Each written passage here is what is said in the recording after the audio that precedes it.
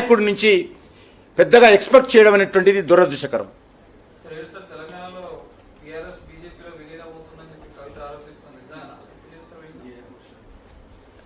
అలాంటి పనికిరానటువంటి విషయాల మీద నేను కామెంట్ చేయదలుచుకోలేదు.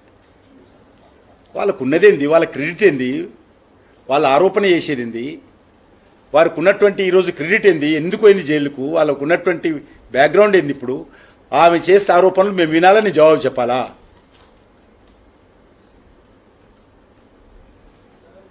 అది డాడీ డాటర్ సమస్య. అది డాడీ డాటర్ సమస్య, సిస్టర్ బ్రదర్ సమస్య. అది sister brother daddy daughter drama. అదంతా కూడా అది ఫ్యామిలీ డ్రామా. ఆ డ్రామాలో మేము పాత్రధారులను సూత్రధారులను కాదలుచుకోలేదు. తెలంగాణ ప్రజలకు కూడా సంబంధం లేనటువంటి అంశం అది.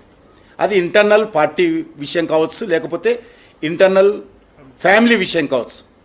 ఆ విషయాన్ని తెలంగాణ ప్రజలకు సంబంధించిన విషయంగానో, రాజకీయ పార్టీలకు సంబంధించిన విషయంగానో, బీజేపీకి వ్యతిరేక విషయంగానో మేము దాని గురించి స్పందించదలుచుకోలేదు. తెలంగాణ ప్రజలు కూడా స్పందించేటువంటి పరిస్థితి లేదు. కానీ కవిత జైల్లో ఉన్నప్పుడే బీజేపీతో టై అవ్వడానికి చర్చలు జరిగాయి, నేను జైల్లో ఉండి వద్దానని చెప్పి కవిత చెప్తుంది సార్. అలా చెప్పాను, అలా డాడీని చెప్పాను. ఉత్తరం రాసింది కదా డాడీకి, డాడీ ఎవరితో మాట్లాడో చెప్పాను.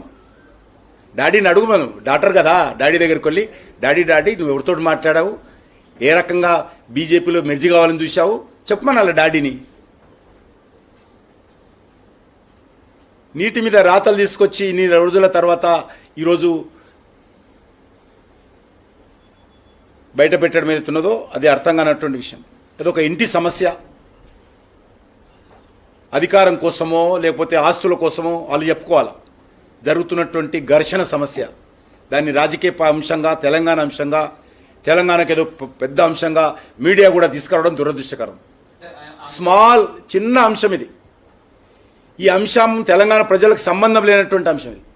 ఈ అంశం మీద రాజకీయ పార్టీలు స్పందించాల్సిన అవసరం కూడా లేదు. నేను అన్ని రాజకీయ పార్టీలను కోరుతా ఉన్నాను, ఇంక్లూడింగ్ మై పార్టీ.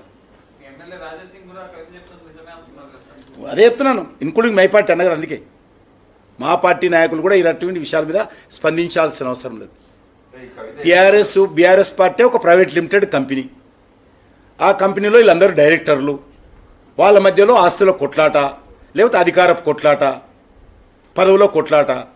ఆ ప్రైవేట్ లిమిటెడ్ కంపెనీలో మేమెందుకు మాట్లాడాలి?